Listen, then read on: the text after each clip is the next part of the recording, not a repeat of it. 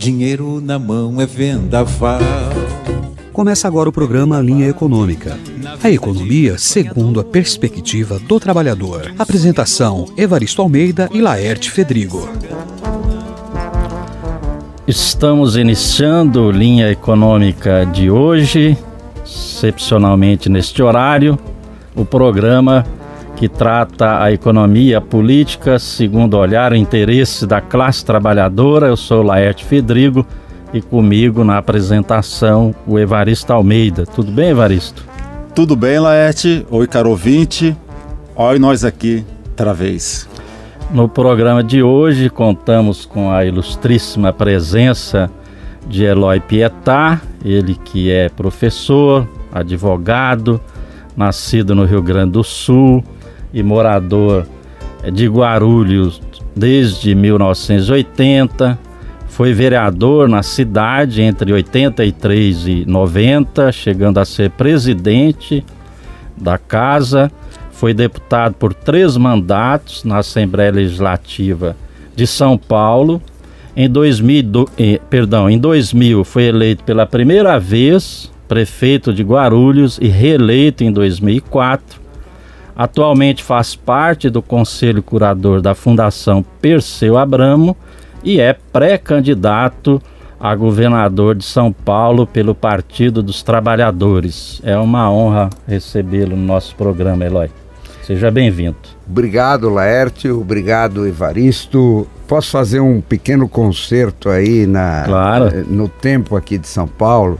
Eu moro em São Paulo há 44 anos, né? Portanto eu sou um migrante, mas que criou profundas raízes aqui no estado de São Paulo, inclusive todos os cargos públicos que eu exerci durante 26 anos foram aqui no estado de São Paulo.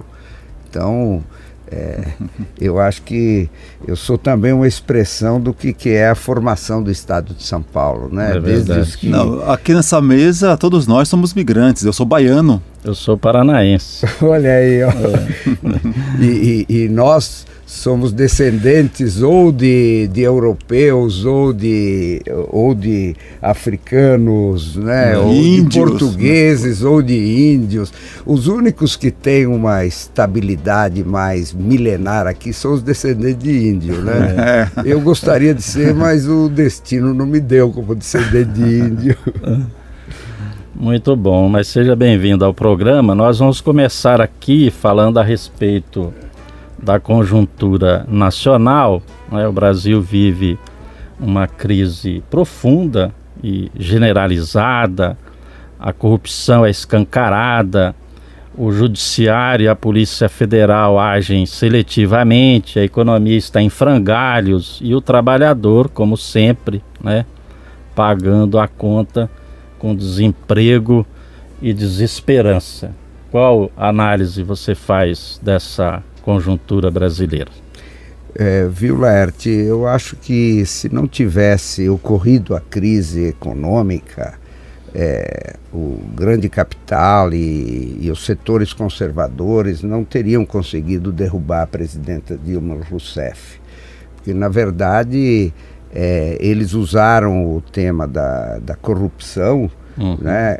Ou até, no caso do impeachment dela, uma questão meramente de gestão fiscal, né?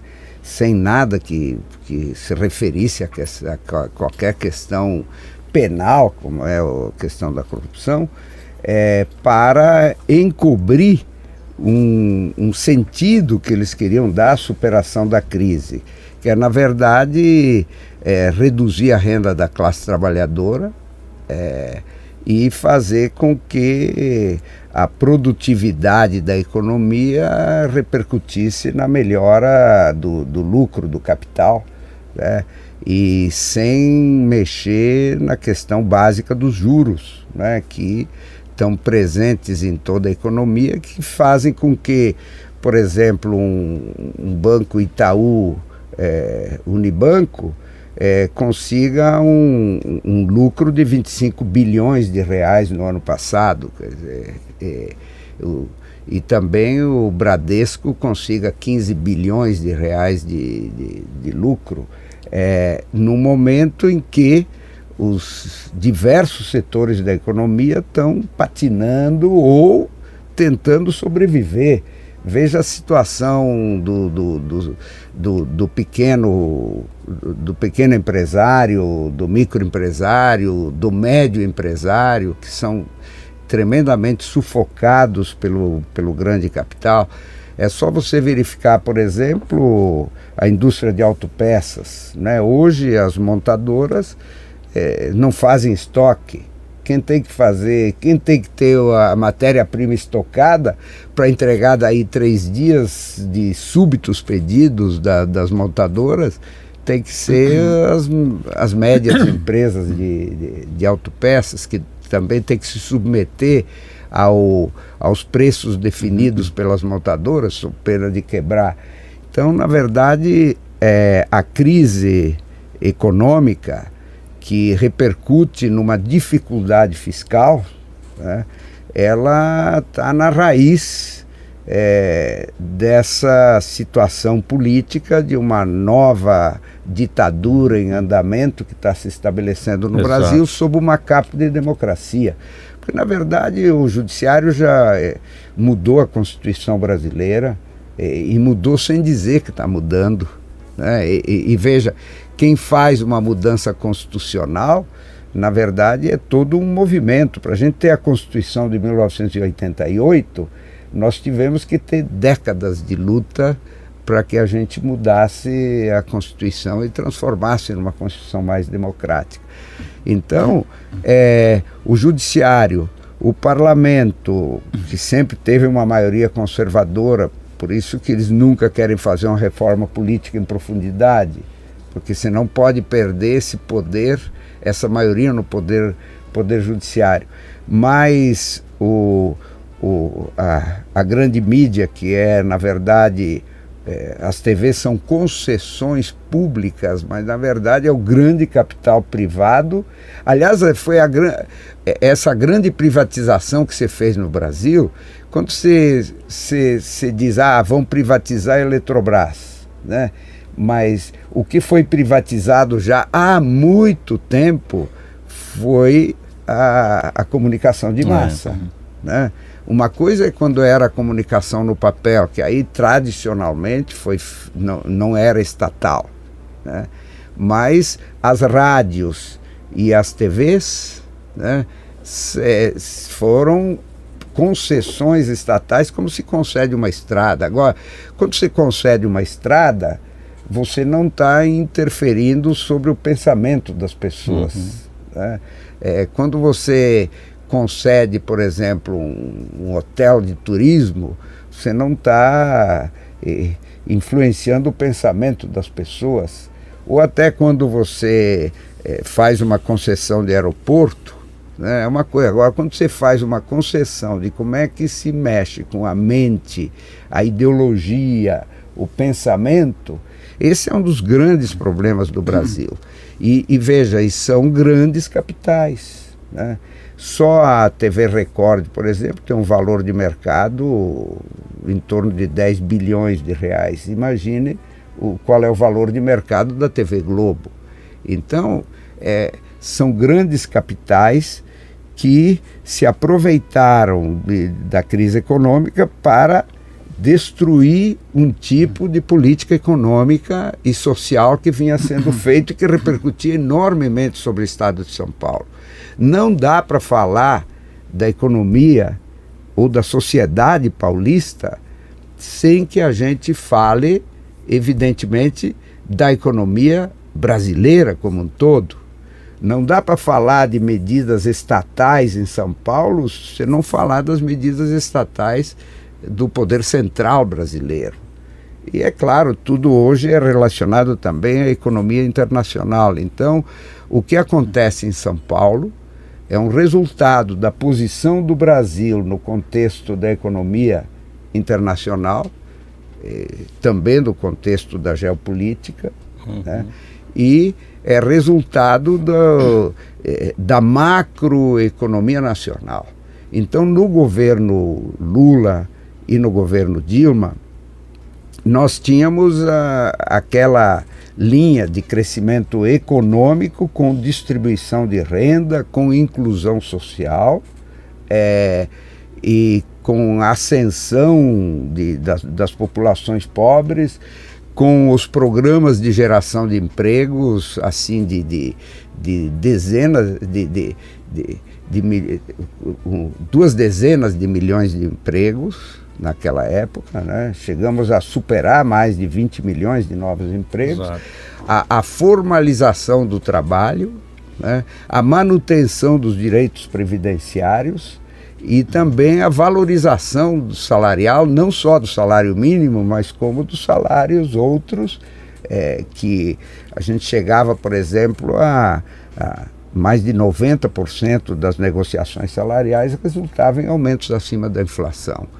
E também a busca de desenvolver a indústria nacional, principalmente através da reserva de produção para a indústria nacional, por exemplo, equipamentos da Petrobras, ou desenvolvimento da indústria naval, ou o desenvolvimento da indústria relacionada com, por exemplo, o etanol, né, que é a agroindústria.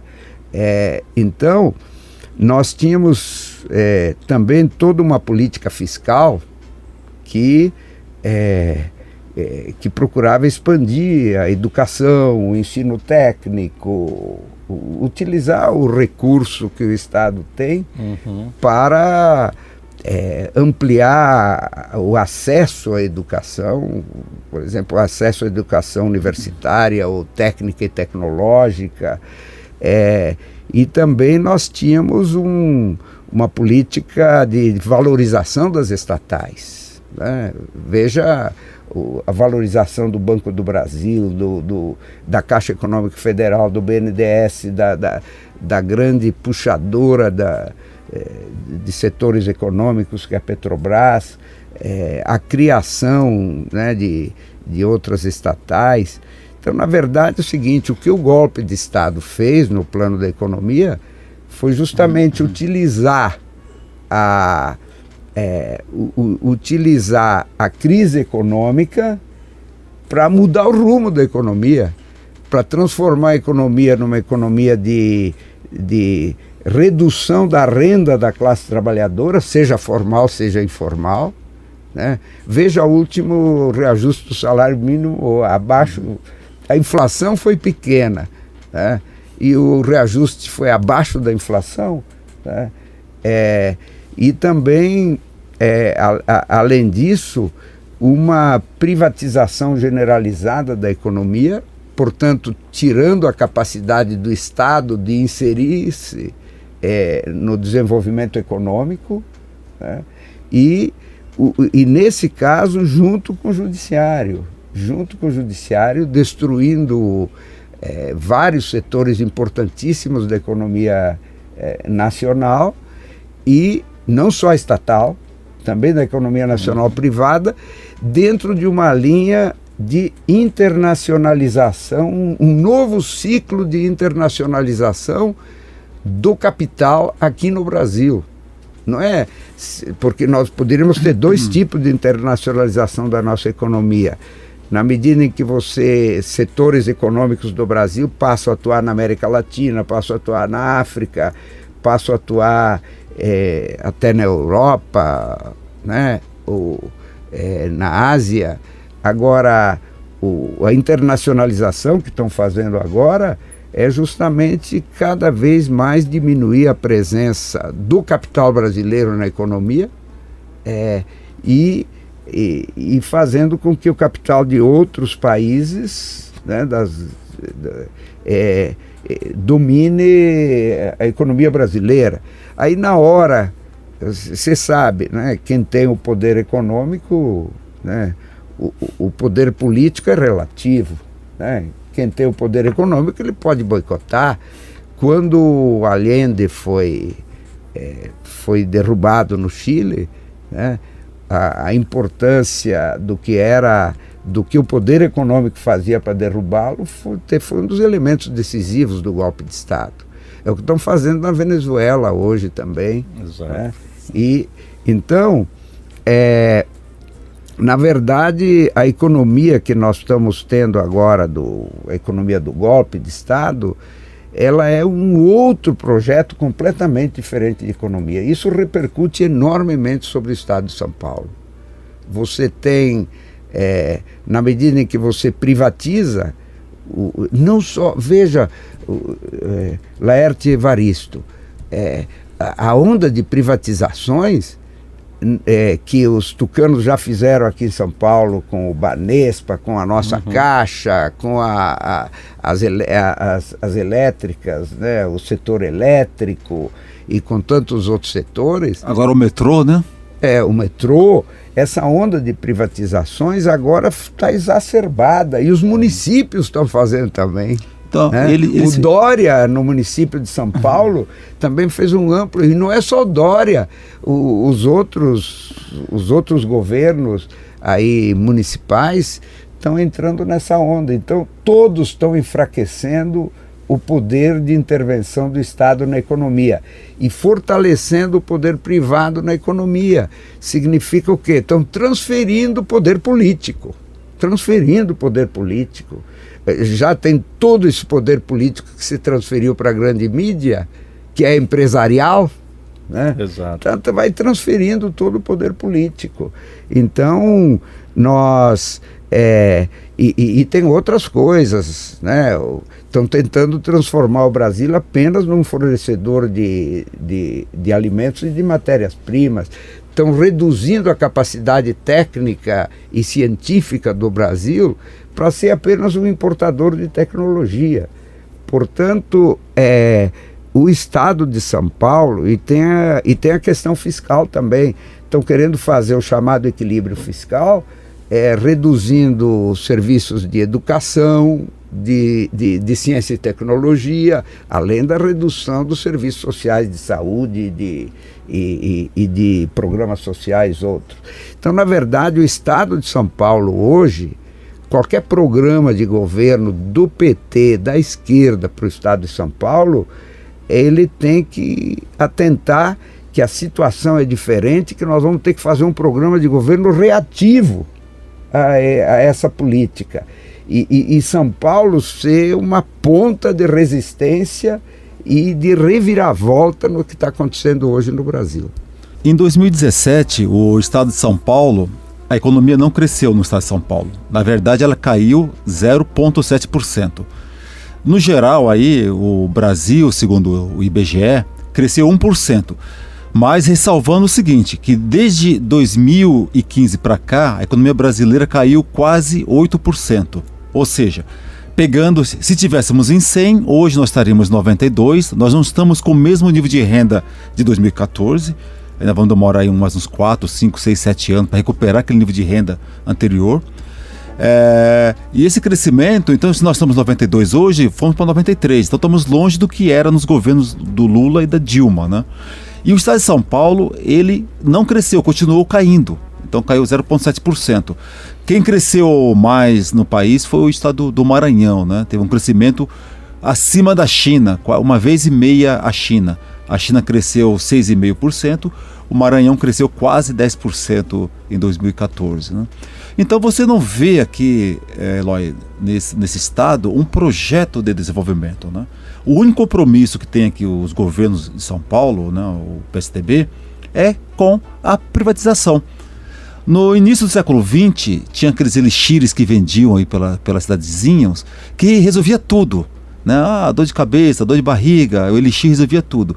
Agora os tucanos criaram uma palavra mágica, é privatização. A educação, privatiza. A saúde, privatiza. E nós vemos que isso não dá certo. O Brasil quando privatiza, como foi na década de 90, né? Você viu que o Brasil era pior, o desemprego era muito alto, que está crescendo de novo agora aí no governo do ilegítimo Michel Temer. E você vê o governo do estado e também agora do município só pensando no mercado, né? É o mercado que manda. Agora venderam a linha 5 do metrô, uma linha que para ser construída custaria pelo menos 20 bilhões hoje para ser construída. Passaram para a iniciativa privada por 500 milhões, né? Ou seja, não construiria male meio quilômetro de metrô. Essa linha, essa empresa que vai operar a linha 5, ela não tem obrigação nenhuma de fazer investimento. Então a extensão do Capão Redondo até o Jardim Ângela, que precisa, são mais ou menos uns 3,5 km que precisa ser feito, não está dentro desse projeto. A empresa privada que vai operar essa linha não vai fazer.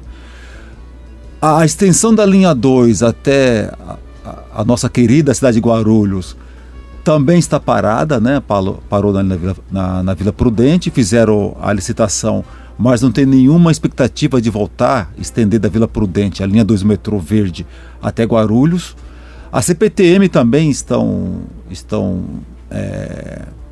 querendo privatizar, e cai a qualidade do serviço público, cai a qualidade da educação, da saúde, e você não vê no estado de São Paulo, Eloy, nenhuma expectativa de futuro. O que você acha desses elementos? Em primeiro lugar, lembrar, Evaristo, que o Maranhão, neste período, é governado pela esquerda, né? O governador do Maranhão, do PCdoB, né, o Flávio Dino, né, tem um papel importante na política do Estado para que o Maranhão crescesse, como os tucanos têm um papel importante na política paulista para que o Estado de São Paulo decrescesse na questão, no desenvolvimento econômico. Porque, na verdade, a concepção dos tucanos, que eles aplicaram intensamente aqui no Estado de São Paulo, e que o Estado só cresceu porque foi beneficiado pela política lulista, né? E que repercutia no Estado de São Paulo. Como eu falei na primeira parte, tudo que acontece em São Paulo tem a ver com o que está acontecendo no Brasil como um todo. A concepção tucana é justamente a concepção de enfraquecimento da presença do Estado na economia. Se a gente recordar a história brasileira, os grandes períodos de desenvolvimento foram os períodos de intervencionismo estatal, né? Você pega, por exemplo, a República Velha era uma república liberal, né, que o Estado tinha que ficar longe da economia. Mas veio o varguismo, que era uma intervenção estatal na economia. Aí que surgiram as grandes empresas estatais, né? E depois a própria ditadura militar, ela era de intervencionismo estatal, né? Tanto que deu aquele período do milagre econômico, só que fazia com concentração da renda e não com distribuição da renda. Agora, depois o período tucano no Brasil, né, foi um período novamente que a gente chama de neoliberal, quer dizer, que é uma espécie de tentativa de retrazer a República Velha, né? Foi um período de estagnação do crescimento brasileiro, né? Então, os tucanos em São Paulo, eles têm uma responsabilidade grande sobre o que acontece na economia paulista. Os tucanos, eles, em primeiro lugar, eles não fazem não priorizam a renda da classe trabalhadora, né? Seja a classe trabalhadora formal, informal. Eles não priorizam isso. Eles priorizam o que seria um desenvolvimento econômico em si, né? Mas que não consegue sucesso se não tiver um desenvolvimento do mercado interno. Por quê? Porque como São Paulo tem uma economia diversificada, você tem, por exemplo, a economia exportadora, principalmente do agronegócio, né? Então, essa economia, ela se desenvolve a partir, digamos, da situação do mercado internacional, né? Agora, a indústria paulista, ela, claro, teve uma descentralização da indústria. Primeiro ela foi da Grande São Paulo para outras regiões do estado, o que é benéfico, né? Porque hoje nós temos centros industriais, não só na Grande São Paulo, mas nós temos Campinas, Jundiaí, Sorocaba, São José dos Campos, todas essas regiões, inclusive a Baixada Santista, né?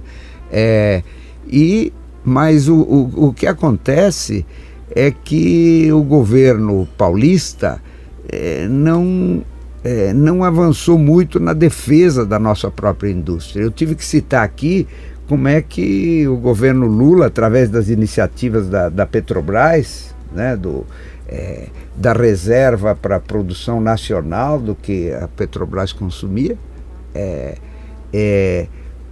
ou da indústria da construção naval também, ou das medidas da reserva nacional para os produtos fornecidos para as montadoras de automóveis, né? O Estado de São Paulo, os tucanos não trabalharam nessa direção. E também o que aconteceu com o período tucano, na medida em que tudo é a privatização, eles foram reduzindo a capacidade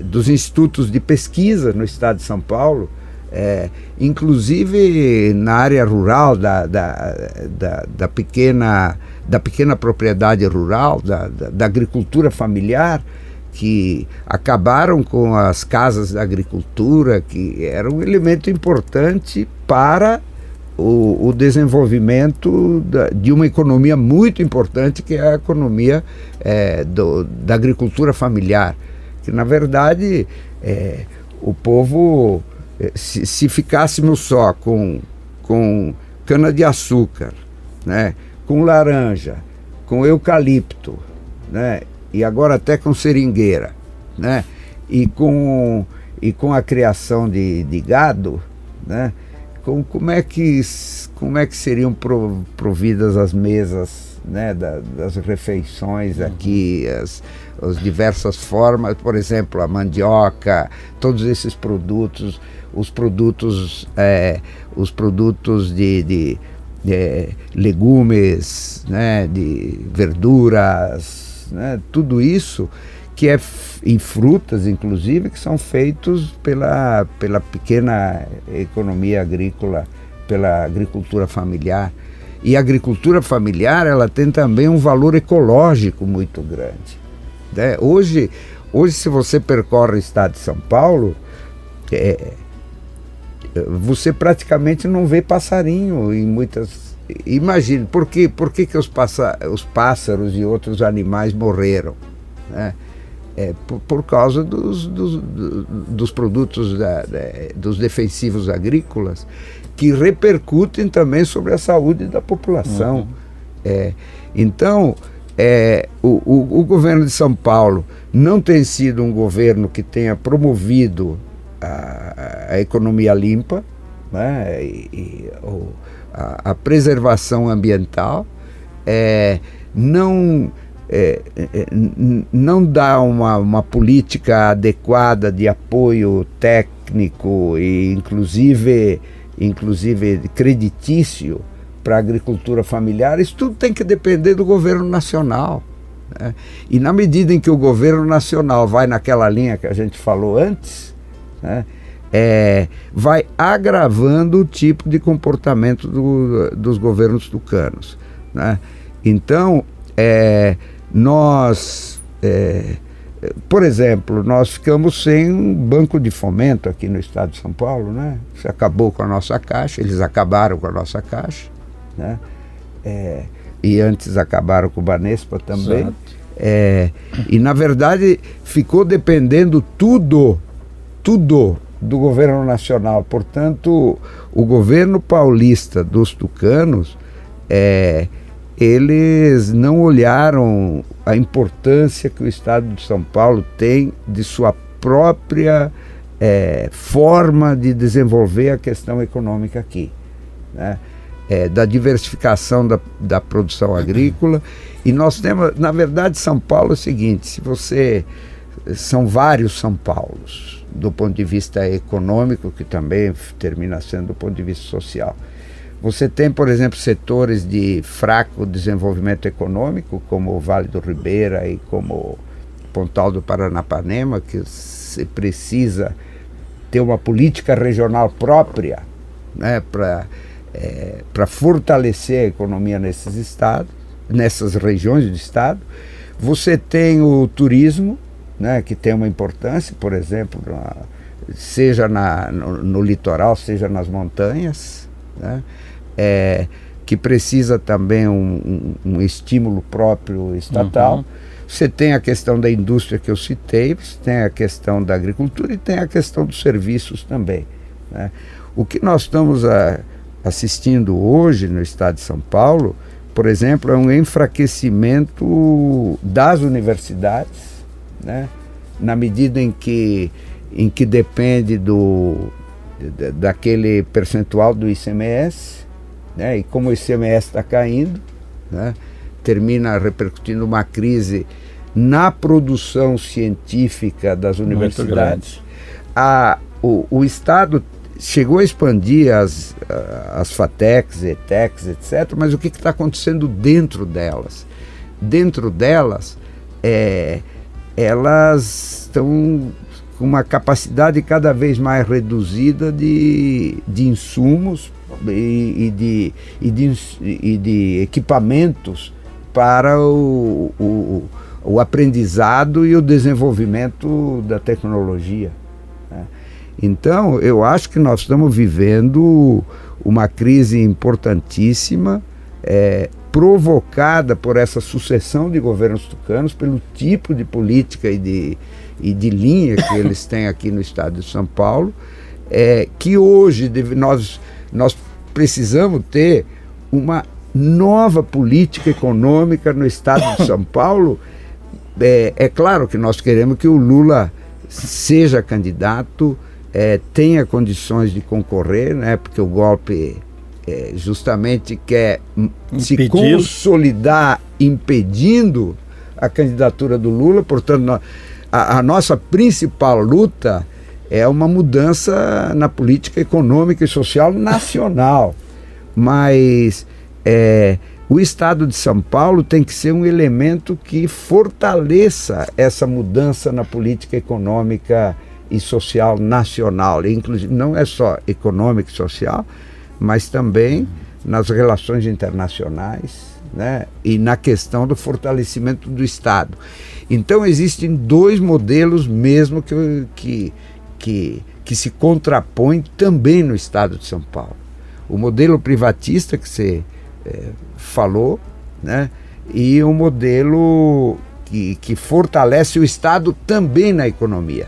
E eles dizem, não, vamos fortalecer o Estado na educação, na saúde, na segurança pública, né?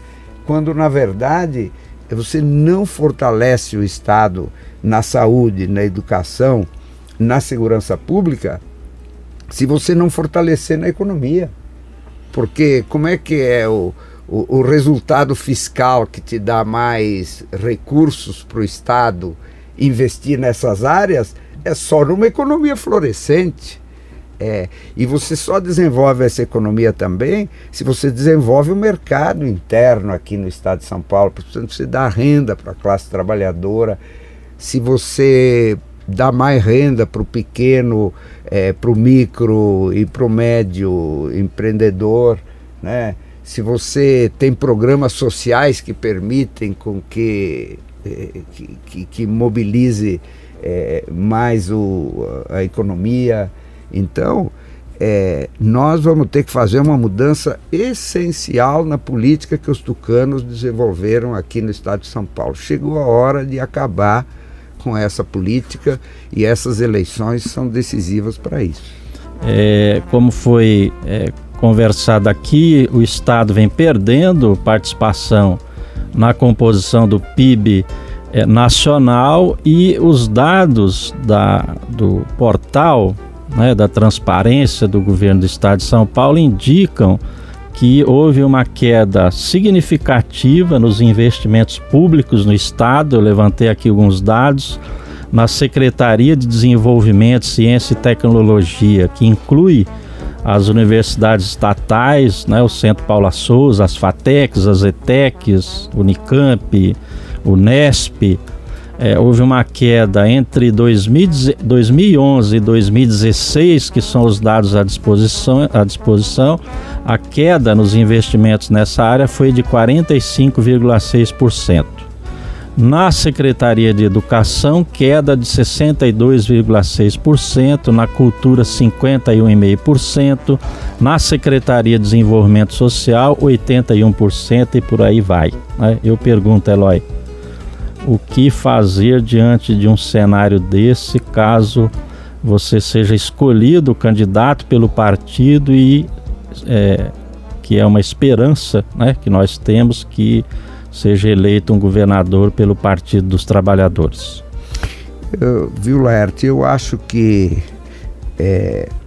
uma mudança, né, na política econômica, ela tem que começar como uma reação aos efeitos danosos da política desenvolvida pelo golpe de Estado, da política econômica e social desenvolvida pelo golpe de Estado, que foi já uma exacerbação da política econômica e social que já era desenvolvida pelos governos tucanos aqui. Uhum. Então, na verdade, foi como uma luva, né, na mão quer dizer, já adaptada ao que os tucanos já faziam no estado de São Paulo, e tanto que eles são defensores, né, dessas medidas nacionais, foram partícipes importantíssimos, decisivos do golpe de Estado. Responsáveis, né? São os fiadores, né, do golpe. Pois para desenvolver uma política que amplia a política que eles já desenvolviam aqui no Estado,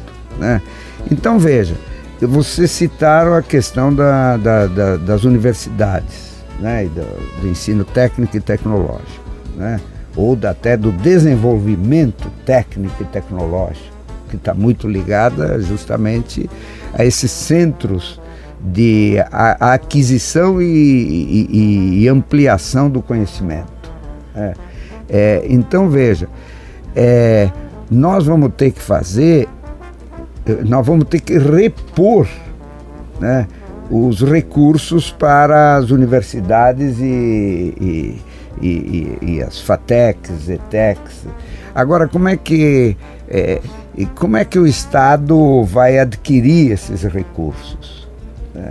Então, essa é uma grande questão, né? Eu acho que, como está vinculado a um percentual do ICMS, nós temos que ver que há setores que se desenvolveram na economia e que ficaram ao largo do ICMS, né? Uhum. Alguns setores novos, né? Então, e nós temos que fazer um esforço também aqui no Estado para buscar aquela luta nacional pela tributação das heranças, das grandes fortunas, né? Eu sei que é uma decisão nacional, mas o Estado de São Paulo não pode ser como foi nos governos tucanos, um Estado sem importância nas coisas boas da política nacional e muito importante nas coisas ruins, que foi o golpe de Estado, né? Nessa questão tributária também, o importante é combater a sonegação, né? O Brasil hoje é um dos países onde mais se sonega no mundo. Eu calculo que entre 500 a 600 bilhões de reais anualmente são sonegados, quer dizer, recurso mais do que o suficiente para resolver uma boa parcela aí das questões brasileiras, né? E combater a sonegação é uma coisa de justiça, porque quem paga o tributo normalmente, né, é passado para trás porque não paga, né? Então, aí outra questão importante que eu acho que nós precisamos ter no Estado é esse olhar para a renda das classes trabalhadoras, do micro, pequeno, médio empreendimento, porque isso faz com que haja uma movimentação da economia paulista, né? Mas não basta isso, não basta. É preciso também avançar no nível da qualificação profissional. Hoje, que está ligado, inclusive, a uma recuperação do desenvolvimento industrial, Porque hoje, e você sabe que as indústrias são normalmente as que mais pagam, né, no mercado, porque, claro, tem alguns tipos de serviço que pagam bons salários, mas a maior parte dos serviços, né, e do comércio paga salários baixos, né? Então, nós temos que avançar na qualificação profissional, e isso está muito ligado às universidades e essas escolas técnicas e tecnológicas, mas nós temos que avançar também na competitividade da indústria paulista, não naquela linha de que você, então, você robotiza, né, você acaba com os empregos. Vai ter que ser olhar as duas faces, né? De um lado o avanço tecnológico e do outro lado a garantia do emprego, inclusive com a redução da jornada de trabalho, né? Sem redução de salários. Quer dizer, o governo, se você olhar o governo do estado de São Paulo, ele passa ao largo da questão dos trabalhadores. É como se a economia não tivesse nada a ver com salário, com jornada de trabalho, com renda das pessoas, como se a economia fosse só o lucro, né? Então, outra coisa muito importante é a questão de retomar um banco de fomento da economia, né? Nós vamos ter que recriar um banco aqui no estado de São Paulo, um banco estatal, né? Justamente para que não dependa apenas dos altíssimos juros que o setor bancário privado, os bancos comerciais, né? E também, outra questão importante, eu acho que o estado de São Paulo precisa de um programa emergencial na área da economia. E aí entra na questão que você tem muito a ver, Evaristo, que é a questão, por exemplo, da mobilidade, né? A mobilidade, seja no sistema ferroviário, seja no sistema de estradas, seja no sistema hidroviário, ela tem que estar ligada à criação de empregos, né? Então também o sistema de habitação popular, né? Portanto, um programa emergencial na área da habitação popular e na área da infraestrutura é um elemento importante de uma retomada econômica, mas ligado a empregos. Eu acho que nós não podemos pensar qualquer programa econômico para o estado de São Paulo que não esteja ligado a emprego, que não esteja ligado à renda das classes populares, que não esteja ligado a salário. E essas duas áreas que você falou, Eloy, a criação de emprego é imediata, né? Você fez o investimento, o emprego e a renda já é imediato, não demanda tanto tempo. Claro, né? Inclusive porque há um conjunto de projetos, não é? Projetos de infraestrutura são muitos. Não tem projeto na área de ferroanel, na área de metrôs, de corredores de ônibus, né, BRTs. Até aquelas ideias de ligar as grandes regiões metropolitanas do estado de São Paulo por um sistema ferroviário, né, que permita, né, uma conexão, um desenvolvimento mais intrarregional. Então, mas eu acho o seguinte, só dá para pensar olhando sempre relacionado com o trabalho, né, a criação de empregos, com a qualidade desse trabalho, com a qualificação profissional dos trabalhadores. E o Estado, os tucanos não olham isso. Eles olham a economia apenas do ponto de vista, digamos, vamos tentar fazer crescer o PIB, e isso não, você tem que nem consegue, né? Como você demonstrou no início, né? comparou o estado de São Paulo com o Maranhão em termos de crescimento econômico no ano passado, né? Aqui cresceu como o rabo de cavalo e o Maranhão como a China, né? Então, eu acho que por isso que o nosso programa econômico para o estado de São Paulo está extremamente ligado a uma visão de mundo, né? Em que você prioriza as classes trabalhadoras, que você prioriza a maioria da população, que você prioriza o emprego para as mulheres, por exemplo, com a valorização do salário das mulheres, né? Porque essas defasagens entre salários de homens e mulheres, né?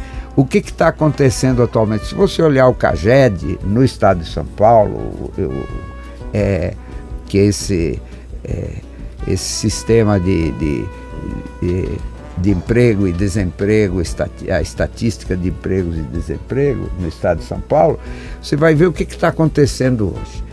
Então, substituindo os trabalhadores acima de 30 anos, né, pelos trabalhadores mais jovens.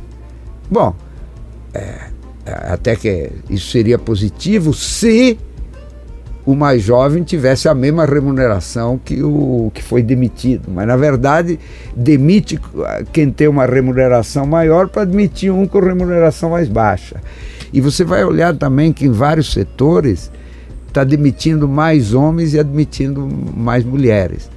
Bom, ótimo, nós precisamos admitir as mulheres, só que é o seguinte, para dar salário mais baixo, né? Então, o que o Estado... uma mudança essencial no Estado de São Paulo é olhar a economia olhando a classe trabalhadora. Não dá para fazer a coisa diferente. E eu considero, inclusive, que o primeiro é olhar a classe trabalhadora. E aí você repercute isso na economia.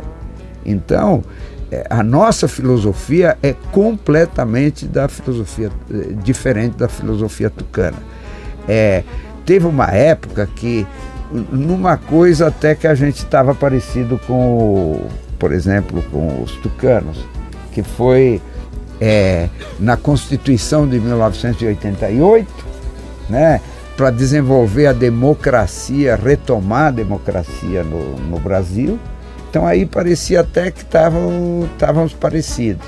Agora os tucanos abandonaram o projeto de democracia porque apoiaram o golpe. Isso. Então a única coisa que numa época lá atrás nos aproximou, né, agora nos distanciou, né? Agora nós sempre tivemos imposições diferentes sobre a economia relacionada com a classe trabalhadora, né?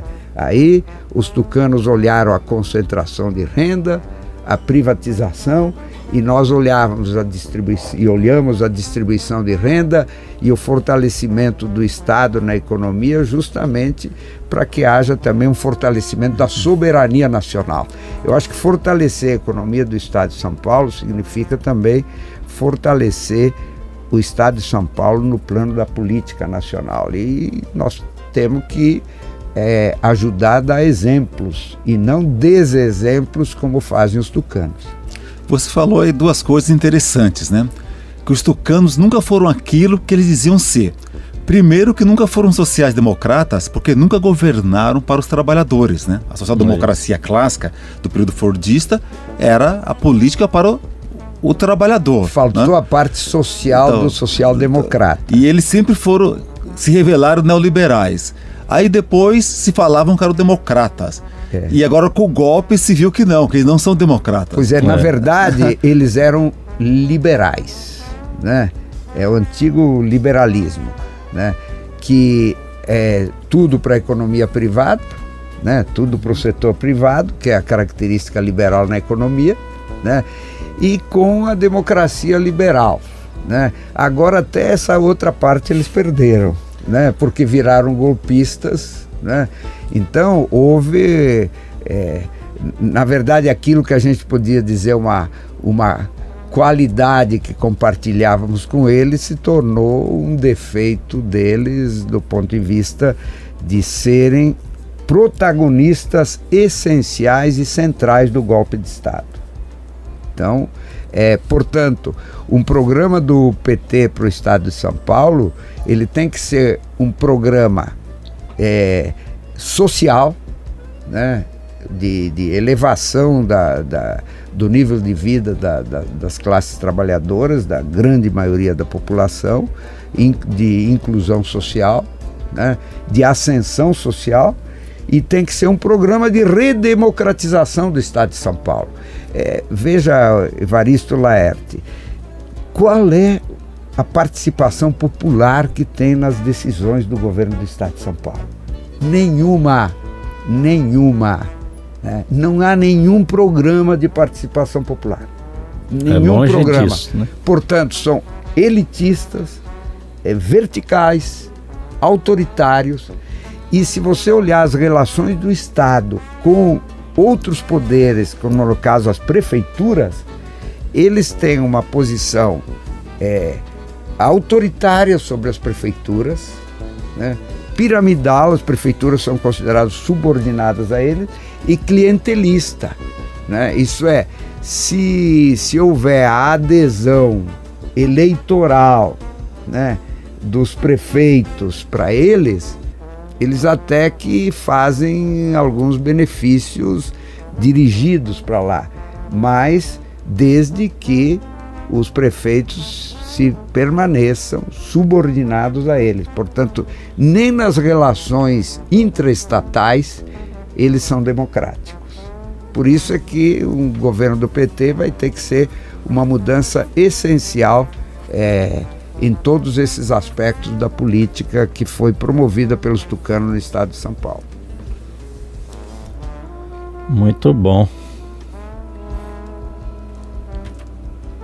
Nós chegamos ao final do programa de hoje. O tempo aqui passa rápido, Joela, quando a conversa é boa.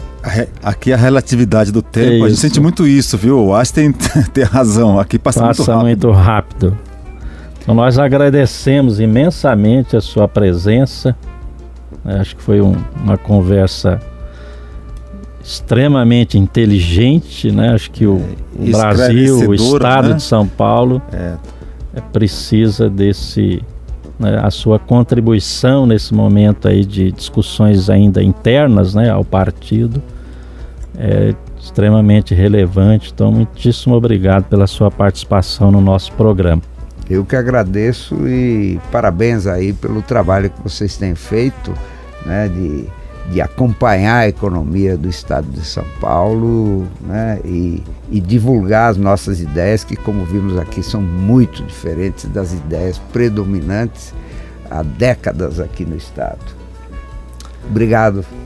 E obrigado a quem nos ouviu, né, e assistiu nesse tempo.